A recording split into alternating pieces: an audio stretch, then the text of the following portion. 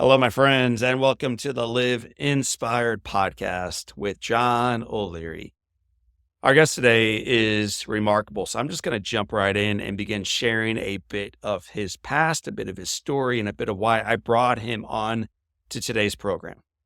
Stephen Panus is a father. He's a sports marketing executive. He's an author, a speaker whose story reminds us that even in loss, and I mean massive, mighty loss, we can choose to walk on and create a legacy of love.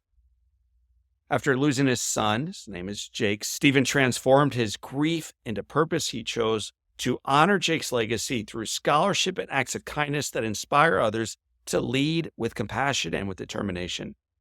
Today, Stephen shares how he faced unimaginable loss, learned in time to embrace forgiveness, and open his heart wide to unexpected joy. He reveals the fine line between despair and hope, offering wisdom on turning pain into purpose and creating a meaningful life through vulnerability and through community. My friends, family, brothers, and sisters, if you are navigating grief, in other words, if you're living today, and if you're searching for hope, and if you're striving to find light in life's darkest moments, this conversation with Stephen is for you. You will leave this episode inspired to honor your challenges, embrace healing, and take your next right step forward with courage, with gratitude, with faith, and with love. So family, let me tell you on this one, buckle up. It's one of the more emotional conversations I remember having. And today I had it with a friend of mine, soon to be a friend of yours. His name is Stephen Panus. Stephen, welcome to Live Inspired with John O'Leary. Thank you, John. I appreciate being here with you. Man, I don't think I've ever been as emotional in both preparing for a podcast and reading the introduction of a podcast, or now getting ready to go live directly into this podcast as I am with you today. But instead of that long-winded introduction that I just gave you, if I were to meet you just randomly at a grocery store and I said, "Hey, man, I'm John," and you introduce yourself, if I asked you, "What do you do?" How would you answer that question today? Yeah, I would say that I'm a father and I'm a sports marketing executive and also an author and motivational speaker. So I kind of wear a lot of hats. A father, bit of a motivational speaker, sports marketing executive, and most recently, and this is really what we're going to spend the vast majority of the time on, John, I'm an author. And if I asked you, what did you write about? How do you respond? I wrote a memoir. Tragically, I lost my son, Jake, my elder son, on August 9th, 2020. Suddenly, tragically, in a senseless DUI crash. He was a passenger in a vehicle that was operated recklessly and went off the road and crashed. And the driver was Jake's teenage girlfriend. She was a year older, and I was not there. He was away for a weekend on Block Island with his girlfriend and her family, and we found out from a phone call from a doctor. So there are stories that are almost too painful to listen to. But if you can sit there in the pain with the person sharing it, you recognize that you not only have equal moments like this in your own journey and will in the future, but there's also whispers of hope, of resiliency, of faithfulness, of grace, even in the midst of the darkest moments. And I just encourage our listeners to open wide their hearts, their journals, their lives as you unpack the story with us today. So I'm not going to start in Block Island. I'm not going to start with that phone call. I'm not going to start with Jake. Dude, I'm going to start with you. I'm going to have you roll up north for a little bit and go back to Rochester, New York. Tell me what it was like for you growing up in Rochester. It was great. We had all 4 seasons. By the time I was 18, though, the winters were a little bit too long and gray. But I had a great time growing up there. Wonderful parents who were inspiring, optimistic, caring, supportive. So they encouraged all my dreams, which was awesome. I have an older brother, younger sister, so I jokingly say I'm the well-adjusted middle child. Me too, man. Great, we share that in common. And so I fled to the South. I went to the University of South Carolina for undergrad. A great 4 years there. Knew that when I went there, I knew my athletic playing days were behind me. I was too small to play with my favorite sport, which was football, Division I level. And I started working for the athletic department and knew instantly that my career was in sports business, and communications was where I started, and graduated. Had, like I said, wonderful 4 years in Columbia, South Carolina. Before you graduate, I'm not going to give you your diploma quite yet. All right. Before you became a Gamecock, before you got that diploma, before you launched toward law school and beyond, you mentioned that your parents helped foster your dreams. We got a lot Yeah. of parents listening to this podcast. We got a lot of grandparents. We got a lot of people who care for young people. How did your parents help you first understand your dreams? Like that's hard to do even these days. And then how do they help you foster them and develop into them? They encouraged me to try a lot of things in life early. So I played a lot of sports and I love sports. So I gravitated toward that immediately. They took me to all the camps and all the things I wanted to do. And so they were like supportive and participatory in that process. And I think showing up, right? They showed up at every moment that I needed them. They taught me to be optimistic. There's a saying that my father had all the time, and I think a lot of boys heard this: get knocked down, get back up again. And we all get knocked down in life, and as children and certainly as adults. And the ability to get back up taught me a lot about resilience. They practiced what they preached, which was certainly important. So I saw it modeled. My parents have a deep faith. So that was a part of my upbringing too, which I think is important. And it really helped me later in life when I went through this tragedy, because I never became hopeless Hmm. despite the circumstances. I felt helpless at times, but not hopeless. On the chance someone doesn't know that for sure the difference, tell me what that means to you to feel helpless oftentimes, but not hopeless. There's that Maslow's hierarchy of needs where at the bottom it's like food, air, housing, Right. basic things that you need to survive. I jokingly say hope has to be one of those, because I think you need hope in life to live. You need to know that, or believe in your heart that something better is going to come along, and it's going to come along through hard work, hustle. I also say hustle breeds luck, perseverance, resilience. But being helpless means you feel like maybe you can't change the circumstances, and it deals more with control, right? We have this illusion that we control a lot on this planet, and I certainly had it. And when I lost my son, that illusion was shattered. I let Jake go to a lot of things before: sleepaway camps, sporting events, friend sleepovers, you name it, right? To school. And he always came home. And I let him go with a parent. I entrusted the care of my son to another parent, but this time he didn't come home. So that illusion was just completely shattered. And I realized how little we do control on this planet. And that was it took a while to get there, but when I did get there, it was certainly proved very helpful and almost like a pivot point. Thank you. So your parents filled you with hope. They filled you with faith. They filled you with, you almost seem like a coach's son to me. Like you just have these like incredible tweetables and this energy about you that is so forward looking. So this Gamecock now leaves South Carolina and you head out to Louisiana.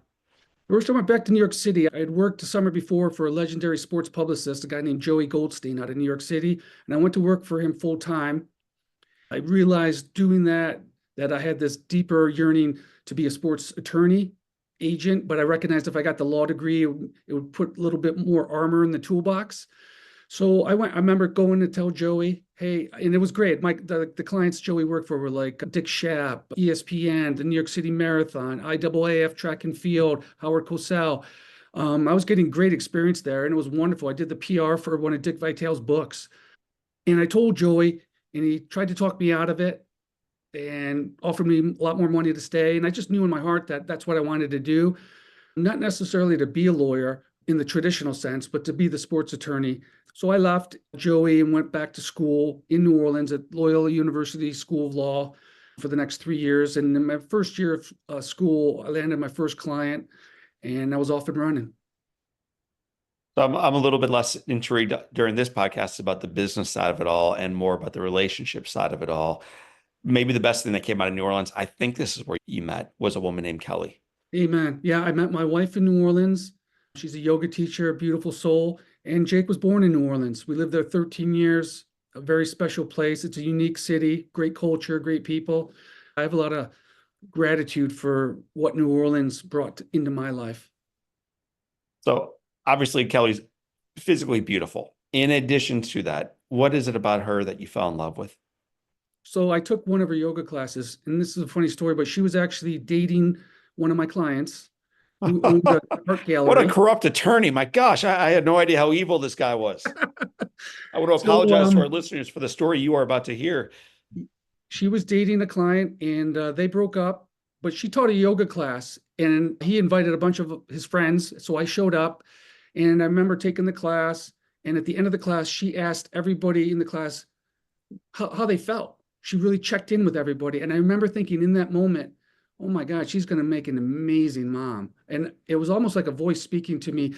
The client and Kelly broke up. I let a couple months pass. And I was getting to know her better over that time. We were running into each other in similar circles in the art world in New Orleans. I asked my client to go have a beer with me, and he came out, and I told him, I said, look, I know you guys dated a while back, and I like Kel, and I'm going to ask her out. And I wanted you to hear it directly from me. And he slammed his drink and walked out. He fired me the next morning. I asked Kelly out and we got married. So I think it worked out for everybody. He's happily married now too, I might add, and over it. But it was an interesting moment to say the least. And I was willing to trade a client for Cal. You made a brilliant move. You also made a brilliant move as children started showing up in your world. The very first one you have is named Jake. Jake was born on May 13th, 2004. He was unique right from the beginning, John. Born with a full head of hair and Yes. curly, blessed with the hair gene for sure. Blonde, curly hair, just a gorgeous kid.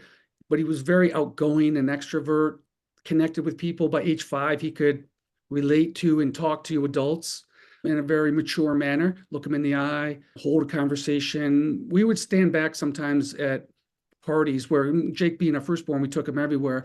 We'd be at parties or art openings or cocktail events, and Jake, we would stand back and he'd watch him and marvel, like, how did we create this being, right? Who is he? He was that unique and one in a million. He was magnetic. How much younger is his brother than he is? Liam is 4 years younger. Okay. He was 11 when Jake died, and Liam was born in Las Vegas, Nevada. Jake was New Orleans, so that's two boys born in two sin cities. A lot of joy to go with the sin. So we'll talk about that joy. We'll talk about their vibrancy. I want to talk about a decision you made because the vast majority of our listeners are working people as well. They're racing. And it's my understanding that early in your career, early in your parenting, you made a decision to pull back from work a little bit. I was working for a law firm and doing sports law, art law, and business. And I recognized when Kelly was pregnant that it was almost like a voice came to me. And I knew something told me, you know what, partner track isn't for you. So I went to my partners and I said, hey, look, I have a son that's going to be born coming up in May, and I really want to be involved in his life. And so, would you be willing to allow me to work 4 days a week, have Fridays off, and I'll just be a staff attorney? And I'm content with that. I recognize what I'm giving up. They were accepting and supportive, which I really appreciate to this day. And looking back on it now, I realized the significance of that move and how important it was and the benefits that came from that. I was very involved in Jake's life growing up and early on, and it made such a difference in our bond. It seems like you and your family had some amazing experiences together that were some accidental, but many of them intentional. Like you seem to have almost pushed yourselves into positions where you would create moments that you would never forget. Is there one as you think about your boys and Kelly, or just watching the boys that moves you today to share with our audience? When I look back at pictures of Jake and Liam playing and hanging out, and the way Jake loved his brother, Jake wanted like 20 brothers and sisters. And I'll get to that at a later point about sisters, but he just loved Liam. He hugged him all the time. He read to him. He had a way of working Liam through his own anger and issues and resolving it and just making sure that Liam was loved and supported. He certainly was the big tough older brother that made sure that Liam was going to be equally tough and ready for life, and you know how big brothers are sometimes. Yeah. But he was great. And one particular memory with Jake is I took Jake to the Belmont Stakes when American Pharoah was going to the Triple Crown, and we were seated with Willie Geist and Carson Daly, and the actor from American Pie was at the table next to us. And Jake, I always gave Jake a long leash because he was so mature, and he was only 11 at the time. And Jake worked the room like a governor, and everybody was falling in love with him. We hit a trifecta that day for $800, and Jake was just over the moon. That's a lot of money to an 11-year-old boy. And just celebrating that sports moment, because it was one of those iconic sports moments that people will never forget. There had been a 37-year drought of the Triple Crown, and American Pharoah broke that, and the place just erupted in pure, unadulterated joy. Tables were flipped, drinks flew in the air. And to share that moment, that sports moment with Jake, he was a big sports guy like me, so I took him to a lot of sporting events, but that one in particular was something. I remember driving home and we were talking about how cool it was that we shared that moment. Very grateful for that day. You write, and then some of your conversations that I've also witnessed, you share and you talk about the vibrancy of this boy. And I think every parent, of course, is wild about their kid or their kids, plural. You also then back up your wild about with these stories of, my gosh, it's this unconditional love. It's this fierce love for life and others that your boy had. When you hear that set up, share a story that backs it up. Yeah, so I read about one where we received a letter from a girlfriend of Jake's, who they were friends but not close, and she was in his youth group and in high school, church youth group, and she wrote us a letter and said how important Jake was in her life. And she shared this story where she was very shy, had social anxiety, and her older sister was a volleyball player, and she'd never gone to any of her sister's games because she was nervous to sit alone and didn't know what to do when she got there. And she finally got up the muster to go to a game, and she was sitting by herself, and in walked Jake with a posse of friends. And Jake never traveled alone. He always was with a group. And he scanned the gym, and Jake walked over with his buddies in tow and sat down right next to her, greeted her, included her, and her anxiety and nervousness all melted away. She felt included. She felt seen and heard. And that's just kind of who Jake was. He instinctively knew who needed what, when, where, and how, and he always showed up. It was something it was remarkable. I don't know where he got it. I think God-given. It was Because beautiful to watch. I'm curious, were God given, absolutely, but also parent fostered or encouraged somehow. What did you do? Because so much of the credit, as you write, goes to Jake. Look at him shine, and that's beautiful. But I also know behind a great boy is an incredible parent. So what did you do as you were raising these kids that helped them see others first? Because dude, when I read that story, I had to put the darn book down. There's so many times I have to put the darn book down, but that one in particular, I oftentimes was, and sometimes still am, that kid by myself. And when Mhm. there's a leader bold enough to walk over and make that person feel seen and feel like they belong, that is rarefied air. That is a Yeah. very rare gift for a child to give another, or for an adult to give another. And your boy was modeling this naturally. What kind of things did you and your wife do that helped spark that in him? I had a tradition that I wrote my boys' morning messages on Post-it sticky notes. And I started when Jake was about 5, old enough to read, and it continued with Liam when he was old enough to read. Jake would read them to Liam. And they were about character traits and values that I thought were important. Many were non-negotiable in my world. I wanted to make sure I was imparting wisdom and inspiration into their developing heart, mind, and soul. And there were quotes from known and unknown personalities, my own thoughts from time to time. And I was just trying to, you jokingly said earlier, like coach speak, right? And Yeah. sports played such a big role in my life that I grew up reading every book I could about coaches and athletes, and it was just a part of my fabric, and it was who I am. It's who I am. And I felt like I always learned so much from sports that helped me in life, that I wanted to make sure that my boys were equipped and prepared to go out into this world that can be unfriendly, nasty, mean, and we know adverse circumstances and hardships and suffering are going to come. I wanted to make sure they were ready for it, and also have the grit and the grace necessary to overcome it.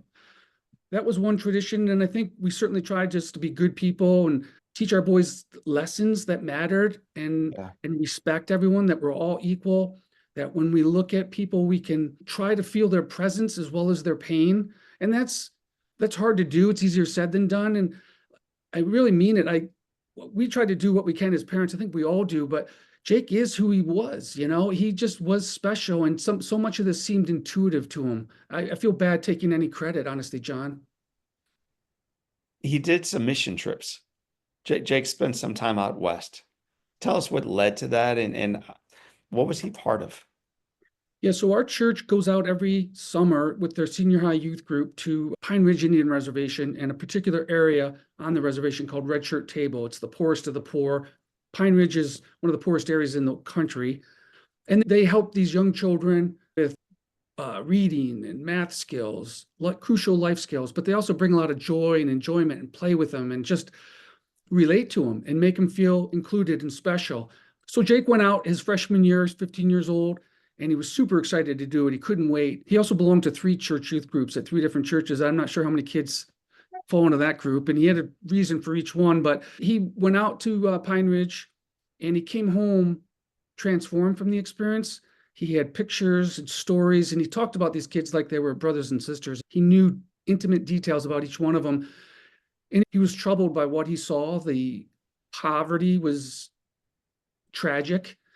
The circumstances under which they were growing up was deeply sad.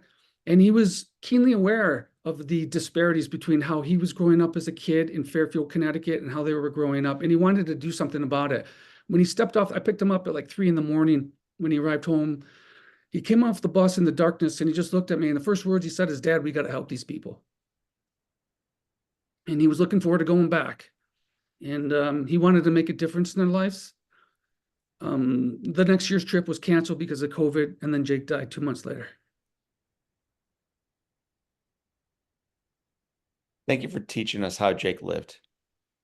Because I know we're going to go into a couple more stories, but unfortunately, Jake has a tragic accident. August 7th. It's a day that I'm sure you will never 9th. forget because it's 9th. going to lead up to August 9th, which is most Yeah. certainly a day you will never forget. But what happened on August 7th?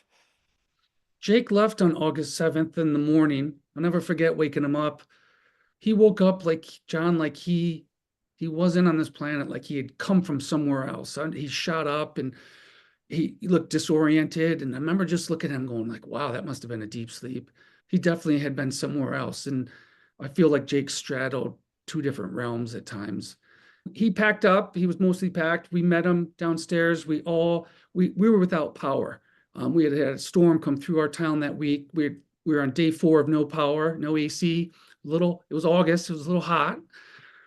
We're standing on the mudroom porch waiting for his girlfriend to come pick him up. And Jake looked at all of us. She pulled in the driveway. We looked at him, he looked at us, and I'll never forget what he said. He hugged us and he said, "Y'all are acting like you'll never see me again." And he walked off and flashed his peace sign and got in the car. And I'll never forget him saying that. Like maybe he knew something in hindsight. You'd been assured by Jake's girlfriend's family that this would be an easy trip, that it'd Yeah. be highly parented, very safe. The kids would be protected, board games and good old-fashioned 1950s fun. The place where Jake is going is a place I've been many times. It's called Block Island. And for the folks who don't live somewhere on the eastern seaboard, it's like a little hamlet for the summertime just off the coast of Rhode Island. It's an awesome, awesome place. So that's where your boy is going to get away from this lack of electricity, a place to come together with friends, to be safe, and then to come home to you. Yeah. And then he doesn't. The mother didn't watch the kids like she told us she would and handed the keys to her daughter and stuffed 6 other teenagers into an SUV and sent them on their way. And then our world changed. Let's talk about that, man. August 9th. Yeah. Mike Kelly and I going for a bike ride that morning. It was a Sunday. We had just gotten back. We were feeling energized. We were getting ready to go to the local farmer's market to get some things to grill out, veggies and fish. And Kelly's phone rang, and it was the mother of the girlfriend. And she said there was an accident. Jake was injured. And she had no other details because she wasn't at the scene because she had given the car to her daughter. Kelly quickly packed an overnight bag. I grabbed Liam and we got into our car. It's a 2-hour drive from our home, and we began to speed towards Rhode Island. About 12 minutes into the drive, Kelly's phone rang again. It was connected to our car speaker system. And she answered, and it was a doctor from Rhode Island. He introduced himself and he paused, and then he said, "I'm sorry, I just pronounced your son dead." And everything went black. And Kelly screamed the most guttural, piercing sound I've ever heard. And I had to get myself from the left lane because I was flying to the first exit and off safely off the highway. It was like someone reached into my chest and ripped out my heart. It's what it felt like. That was the only feeling I recall, because you go immediately numb. Disbelief takes over your brain. It's an out of body experience. I can't even, it just was, it's hard to even think back about it. I don't have a lot of memory about it. It's that shocking and traumatic. As your friend on this side of this conversation, it's hard to even know where to go with this other than to say it must be the most disorienting punch fathomable. So you get this news that the most vibrant person you know is no longer with you this side of eternity. You're on the side of a highway, you're busting toward Block Island, Rhode Island to get your son from the hospital, you thought, and now you've been told by a doctor that you can slow down because your little boy is no longer with us. What's the next step? Like, what do you even do after you pull off the highway? I pulled off the exit ramp and straight ahead. It was a Sunday, so there was a bank, and being a Sunday, it was an empty parking lot, and I pulled straight through the light into that parking lot, slammed on the brakes because I knew I didn't need to be driving at that moment. You're trying to process what you heard. Right. We all got out of the car and we just started screaming, and we ran circles until we kind of fell as one broken blob of humanity, hugging each other to the ground. And Kelly was clutching the phone. The doctor was still on the line, and we were just screaming, crying. I think Kelly, after about a minute or so, talked to the doctor to try to get some more details, and he didn't have a lot. And then I remember hugging Liam and making a couple phone calls to family in that moment. And then we got back in our car when we could, and we sat for a moment and said, "What do you do?" And I mean, my brain was blown to smithereens. I couldn't really think. None of us could. But I said, "I think we need to go home." As much as we wanted to go there, it was a crime scene, and I didn't know that at the time. But we returned home, and I called some friends to let them know because Kelly was a mess. I needed help.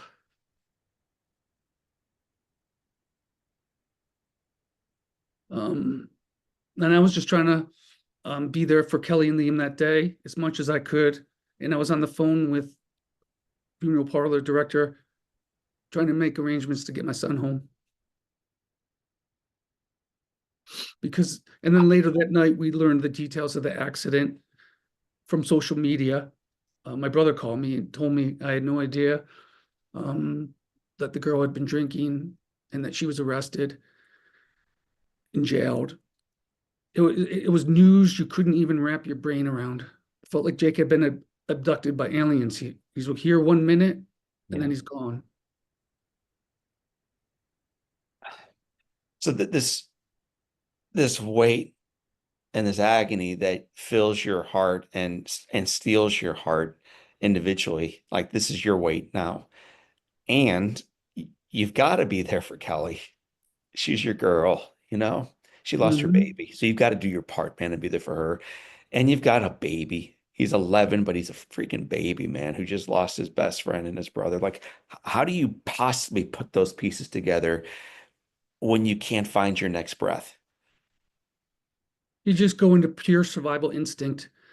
I tried to be there for Kelly as much as I could. It was incredibly difficult and challenging because grief is an individual journey. I had never seen my wife cry like this. And I felt helpless. There was nothing I could do to assuage her grief except sit with her and be there and make sure she had friends over to support her. Same with Liam. Liam actually does what a lot of kids do in those moments. The surviving siblings, they kind of soldier on. They're called the forgotten grievers because Yeah. people tend to either ask the children, how are your parents doing? If they ask anything at all, or just ignore it because they don't want to go near it with a young kid like that, to fear of him crying, making him feel worse. So for the first 6 months, Liam put on a good face, and then he finally cracked. And it was hard. Neither Liam or my wife wanted to live at different times. And I was adamant that I was going to make sure that no one else, that we didn't lose anyone else. I couldn't afford it. Um, and so we collectively focused on our healing together and our survival together and just supported one another as best we could, knowing that there was going to be a lot of challenges, a lot of darkness, which there was. And we took it literally 1 minute at a time. Many of our listeners don't understand the grief that you experienced, but all of us understand that we know someone who is going through it or has or is about to. What were some things that family, neighbors, strangers did for you that actually did make a difference? Because I think we all know things that actually don't help, but you went through this, man. What actually made a difference for you as you're enduring this massive loss in your life? Yeah, without a doubt, John, showing up is so critical. What I tell people now is that don't worry about trying to say the right thing. There's nothing you can say that's going to make a bereaved parent feel better in that moment. Nothing. So don't worry about saying anything. Just show up, be there, hug them, sit with them. We had friends mow. I had a guy mow my lawn for 3 months. Another friend came over and walked our dogs. We had two dogs for a month. We had our friend group and community and church set up a meal train, and we had meals delivered to our home every night for 1 year and 3 months, which was incredible. There's so many, just do things for them, because when someone's that hurt and that in such a dark place, they're never going to tell you what they need. So you just got to do it, whether that's go grocery shopping for them. My wife didn't leave our house really for a year, except for taking walks. She didn't want to be out in public. She didn't want to have any small talk, Yeah. um, which I totally understood. And so I did a lot of the shopping. But I would do it at like 7 in the morning when the store opened. I didn't sleep a lot. So I think showing up is so critical. People are afraid of grief in our society. We don't talk about it. It's something that is going to happen to every one of us. It's universal. It's indiscriminate death, and yet we push this concept of grief under a rug, and it's nothing to be feared. It's really the flip side of love. You grieve to the extent that you love. You talked about in the book your son Liam, and there's a point, I think he's still 11 years old, where you recognize the grief that he's dealing with. And so you take him outside, you walk him over to a tree. And actually, before you even do that, I think you have him grab a knife. Yeah, And I I, sent I was Liam. hoping you would just walk us through that story and what were you trying to show him? Yeah, I looked at Liam one day and I recognized that I was 52 at the time and I was struggling. And I thought, how is an 11-year-old boy supposed to process this and cope and deal with losing his beloved older brother? And so I asked Liam to go upstairs and get his buck knife. And he ran up and did. And I said, meet me outside. And he came running out. And we walked across our property to an old mature tree. And I asked him to cut a swath of bark off the tree. And he obliged. Then he looked at me and he said, now what, Dad? And I said, now we're going to watch this tree heal. We're going to watch it regrow new bark.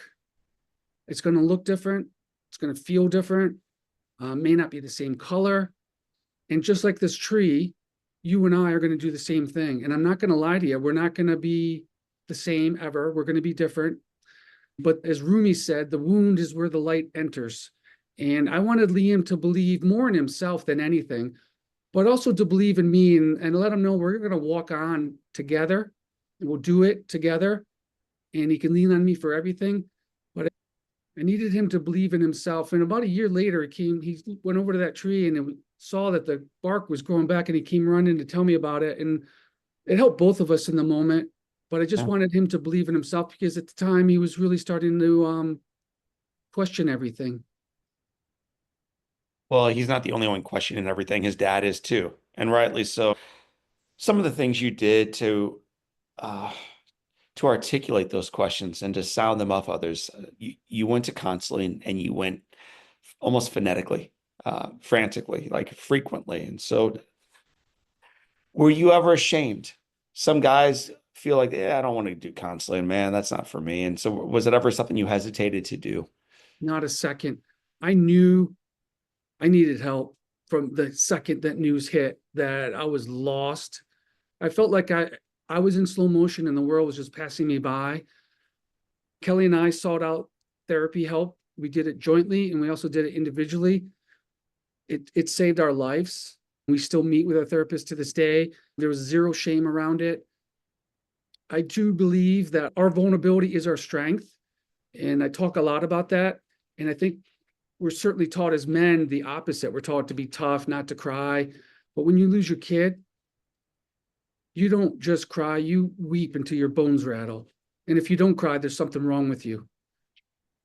Are there friendships, and I'm not going to have you, of course, unpack them that have dissolved because some people who you were friends with just don't have the space to even be with you after the loss you've experienced? Yeah, there's people that we never even heard from. And the more I've read, the more common that seems to be, sadly, because they're not equipped to handle it, to even discuss it. It's too provocative.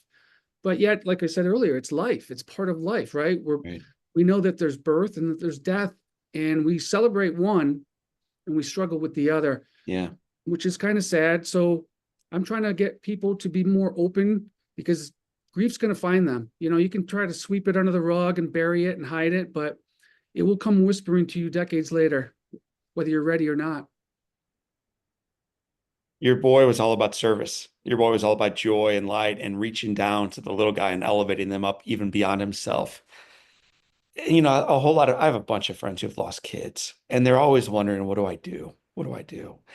And something that you've done that I think is so perfect. It's like so on brand, to go back to your marketing hat for a moment. So on brand for Jake's life is a scholarship for walk-on kids. And it just, every time I think about what you're doing and the impact that you're having and the life that you're giving and the echo now into Jake's life that you're providing, it just moves me. So talk about the scholarship that you're a part of now. We actually created two. The first one was with our partnership with Red Cloud Indian School in South Dakota, where Jake had taken the mission trip. So that awards children from Red Shirt Table, the area where Jake worked with the kids who graduate from Red Cloud Indian School, to go to college, full scholarship. That was created in the days after Jake died. We were getting so many flowers. We knew we didn't need any more. We thought, what would Jake want? And we knew instantly Jake wanted to help those children. So now he's doing that and he'll do it forever, which is very meaningful. We've awarded 3 scholarships out there in 4 years to 3 young Lakota women, life-changing scholarships. These are first-generation college students, beautiful kids, bright futures. And it means so much to us as bereaved parents to know that each one of these kids carries a part of Jake with them forward in their lives. Then about 6 months later, Jake's dream was to attend the University of South Carolina and follow in my footsteps. He was raised a Gamecock. He bled garnet and black. He had just taken his first practice SAT exam a month before he died, got a 1340, I think. He was focused on what he needed to do to reach his dream. And I felt a responsibility as his father to make sure he got there in spirit. I happened upon a relationship with a newly hired head football coach, Shane Beamer, who reached out unprovoked, reached out to us 2 days before Christmas that first year. And I was stunned by his humanity and compassion and care for Liam. He reminded me of Jake looking after Liam. About a couple of weeks after we spoke with Coach Beamer, I texted him back and said, Shane, I've got this idea. What do you think? And he instantly wrote back, I love it. And the idea was to create a walk-on scholarship for football players who exemplified Jake's leadership skills, his grit, toughness, his kindness, and his sense and care for community. And so we quickly raised the funds, worked with the athletic department, and established an endowed scholarship, the Jake Panus walk-on football scholarship at the University of South Carolina. We've awarded 4 scholarships there in the last 4 years to 4 great kids, close with all 4 of them, their families. It's been very meaningful. It's helped me in my recovery. It's given me purpose again, Yes. which is what I lacked for 2 years. And it gives meaning back in life. And I feel like, John, like I'm a vessel and Jake just Yeah. comes through me and I'm doing Jake's work. And that means I get to carry on his legacy. That means I get to take him to more places. I hear people say his name. It means a lot. Well, even that piece right there, say his name. I think most of us, as we walk by you and your son, we think we probably should not remind them of Jake because we don't want to remind them they lost a child. And for my friends who've lost a child, nothing, no music is sweeter than the sound of their baby's name. A story Amen. that reminded one of us of their kid. And so I'm glad that your son's name is alive and well. I also am glad that you went back out to South Dakota to share with your friends out there that you started the second scholarship. And you call it this like the walk-on scholarship. And I love the response that they gave you. Would you share it with my audience? Yeah, so the first scholarship had just been named the Jake Memorial Scholarship. And when we went out to South Dakota and told them about they asked about the other scholarship and we told them the name and they said, oh my God, that's interesting because walk-on has a completely different meaning in our culture. And so most of us know walk-on to be a student athlete who didn't get a scholarship and walks onto the team and hopes to earn a scholarship. They tend to be the underdogs. They were under-recruited, diamonds in the rough, overlooked, or they just love the game and want to keep playing it. And so they told me that in their culture, when someone dies, they walk on in their journey. They don't believe that death is the end point of a linear pathway. And they insisted that we rename the scholarship at Red Cloud the Jake Panus Walk-On Scholarship, which I didn't hesitate. It was like the universe brought it together. Right. And then I knew when I was writing this book, which I didn't know I was writing a book when I was writing it, I knew the title instantly. I didn't have to think long on that one. And that's what we needed to do as well. So that's 3 meetings. That's what I needed to do, and Liam and Kelly, to survive. We needed to find a way to walk on, hold our heads high, be able to say Jake's name. And we told people right away, we're going to say his name. We're going to talk about him, and you shouldn't feel weird or awkward about it, bringing up his name. And another thing is, we'll never have any new pictures of Jake. And I think any bereaved parent grieving feels the same way. They're never going to get any more new pictures. So to the people out there, if you know someone who has lost a child and you have pictures or video on your phone, share them, because those are new if they haven't seen them. And you have no idea how much they're cherished and what they mean. I got one last night from a friend in California. He's like, I stumbled upon these 2 pictures I hadn't seen of Jake before. And I showed it to my wife this morning. It meant so much. It's beautiful. I've never considered that. That is a beautiful share. Thank you for that invitation. Speaking of beautiful shares, my favorite month is April. It's one of my favorite girls' names, and now it's a name that is alive and well in your house. The story of this is overwhelming, and I'd love for you to share, to the extent you'd like, a little bit of what April means to you. Kelly manifested this, and so did Jake in a way. I'll back up and start at the very beginning. When Jake was little, we lived in Las Vegas. He was 3, 4, and 5. He went to a Montessori school, and he began telling people that he had a sister, and he was adamant. And both grandmothers got a little concerned that his imagination was running a little too wild, maybe, and he had to be curtailed. And I remember talking to him, and he was like, "No, Dad, I have a sister." I'm like, "Okay."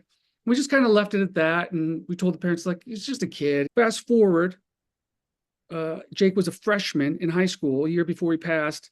I was at Saratoga Racetrack with a colleague, and his son had gone on the same mission trip. He was a little bit older than Jake, but they had bonded on the trip. And the dad asked me out of the blue, he said, "Can I ask you a question?"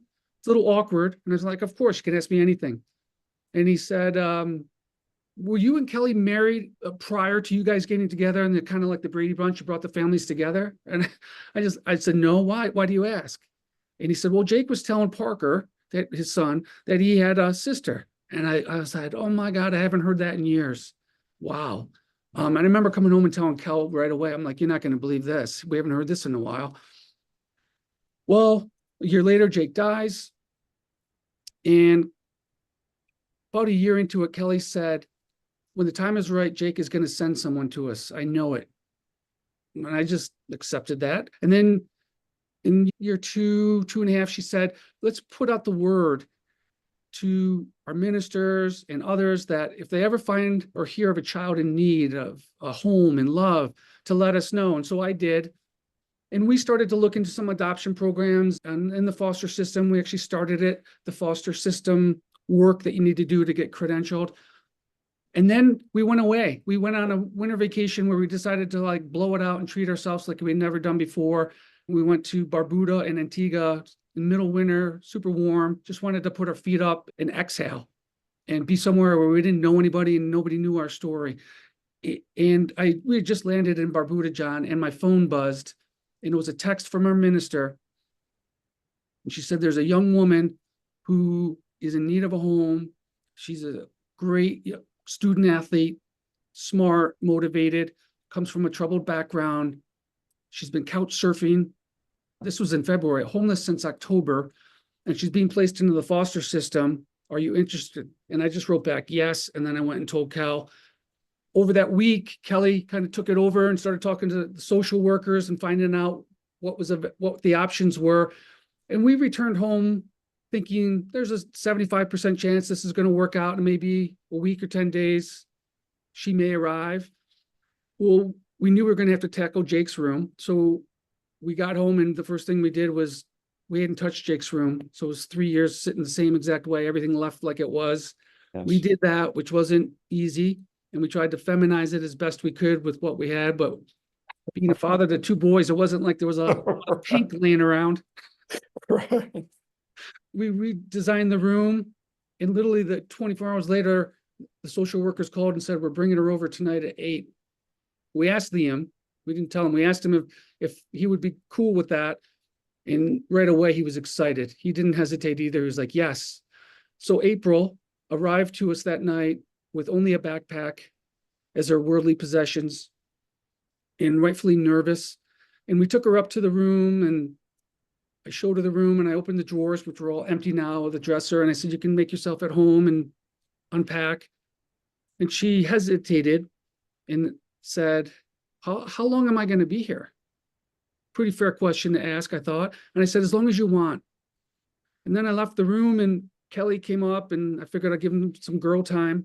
And she had heard the social worker say goodbye, Mr. and Mrs. Panus. So she heard her last name. And we did tell April when Kelly talked to her once when we were from Barbuda, and she told her that we had lost a son, left it at that, and just wanted her to know that if this worked out, she was coming into a home dealing with some trauma.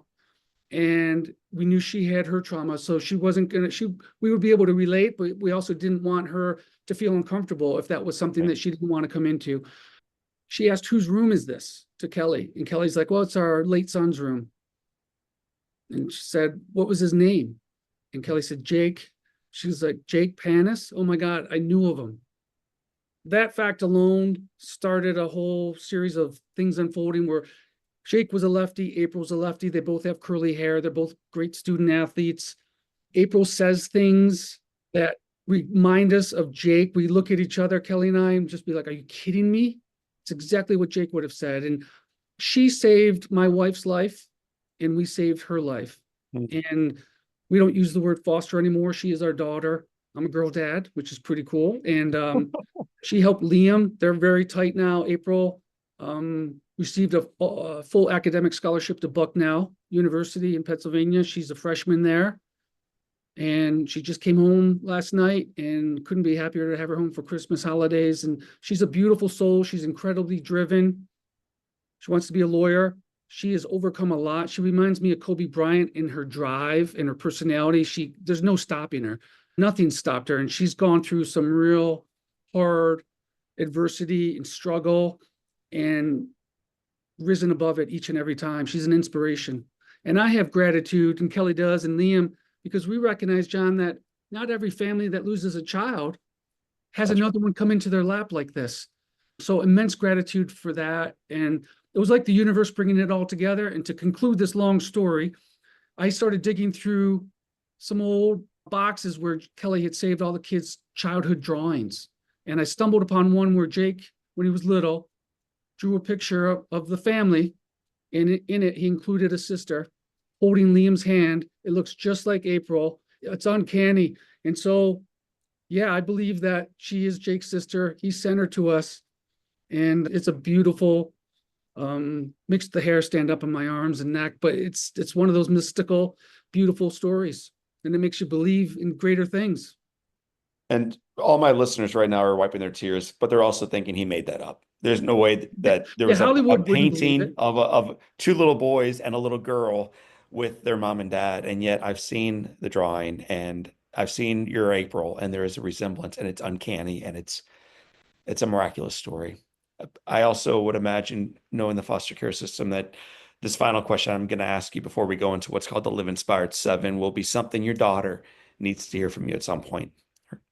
It's a story of forgiveness, because every one of us in life gets burned in one way or another to different degrees.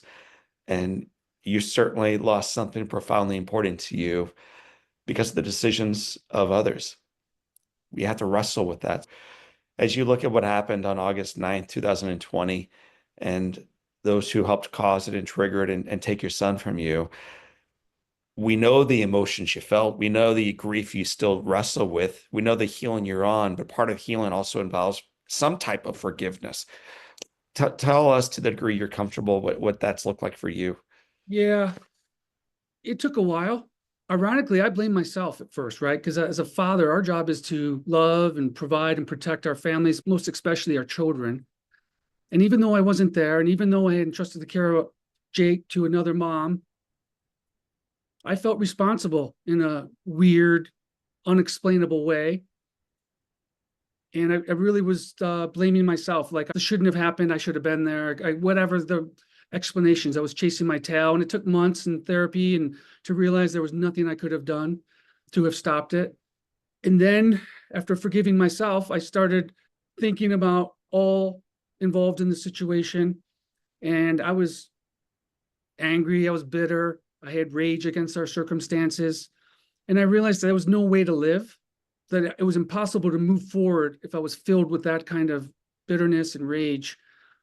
And the only way for me to walk on from this was to forgive everyone involved and find love and have gratitude for the 16 years I did have Jake in my life.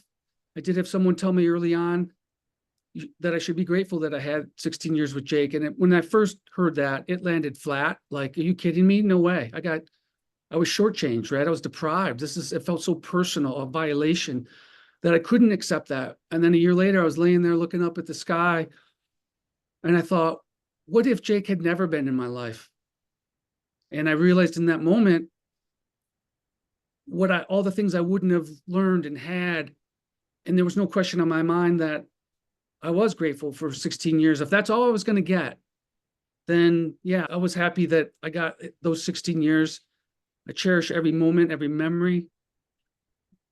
And I learned, Lewis Smedes, a theologian, said that to forgive is to discover that there's a prisoner, and that you're letting the prisoner go and you were the prisoner. I'm so grateful that you've shared part of this story, and it is just part of the story with us today. The book is called Walk On. I feel like I'm reading over the shoulder of a friend the journal entries that I have no reason to read sometimes. Like, it is so private, so personal. And yet one of my favorite authors, his name is Henry Nouwen. Nouwen writes, what is most private and personal is also most sacred and universal. So the very thing that is just yours to keep and hold and keep in the quiet of your heart, if you decide to share it, that is actually what speaks directly to my heart as well. And Stephen, you've done an incredible job doing that. For those right now listening to our conversation who are currently wrestling with whether it's the inability to forgive a circumstance, a struggle, a loss, or just the need for healing, give us a final bit of encouragement before we move into the Live Inspired Seven. What is your recommendation when someone needs to begin that journey of healing? Yeah, I think recognize that and honor that you're not alone. We certainly feel alone in our darkness when whatever horrible circumstances befall us. It feels personal and it makes you feel so alone and in such a dark place, but you're not. I look at everybody now wearing this invisible backpack, and I see that, and in it is their suffering. And I think if we can look at everyone like that, two things can happen. One, we can show up for each other. And two, we can be kind to each other. Each act of kindness creates a ripple, and the echoes of kindness are endless. It's okay to ask for help, and there's no shame in that. And these are concepts, grief, and there's many forms of grief. You don't just lose someone to death. You lose a job. You have a financial crisis. A marriage fails. a poor medical condition is diagnosed and you have to deal with that. So there's so many forms of grief, and there's so much grief on this planet that we need to be there for one another and to help each other. And that's why we're here. We're not here to have a transactional, conditional existence.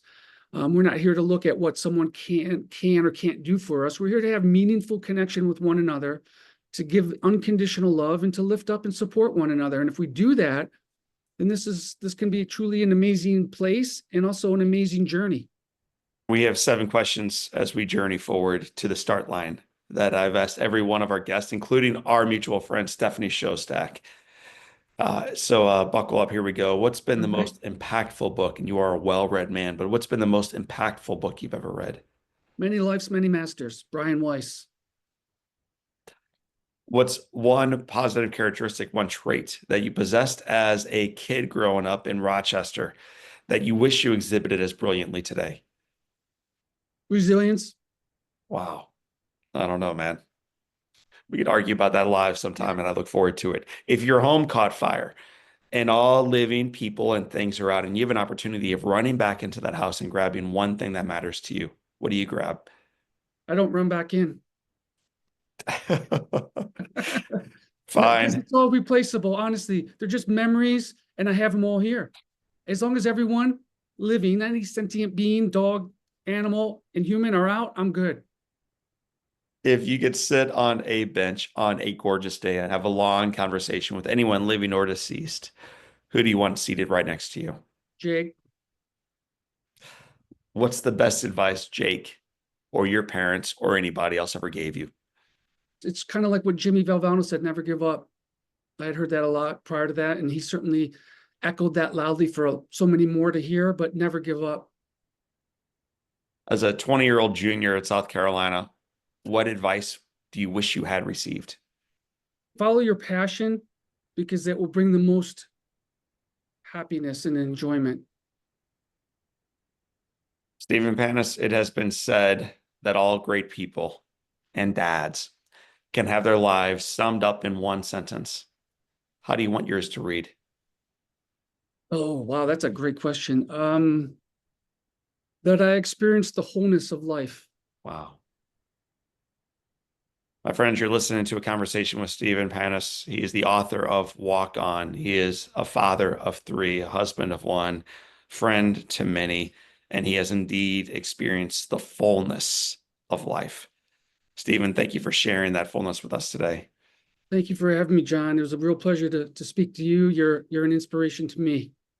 My friends, that is Stephen Panus. My name is John O'Leary, and today is our day. Walk on and live inspired. Well, Stephen Panus faced unimaginable tragedy and yet said these words during our conversation. You may have written them down. I know that I did. Here it comes. Despite the circumstances, I never became hopeless. I felt helpless at times, but never hopeless. My friends, he credited his faith and the unwavering support of his family, his friends, and his community in the journey forward. To honor his son Jake's legacy, Stephen and his family created scholarships for the Lakota children of Red Shirt Table and for the walk-on football player at the University of South Carolina, Go Gamecocks, who embodies Jake's leadership and his heart for life.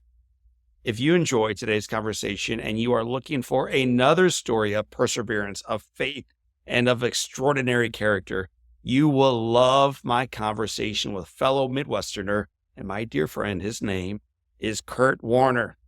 From stocking grocery store shelves to becoming a Super Bowl champion and Hall of Famer, Kurt's journey is remarkable.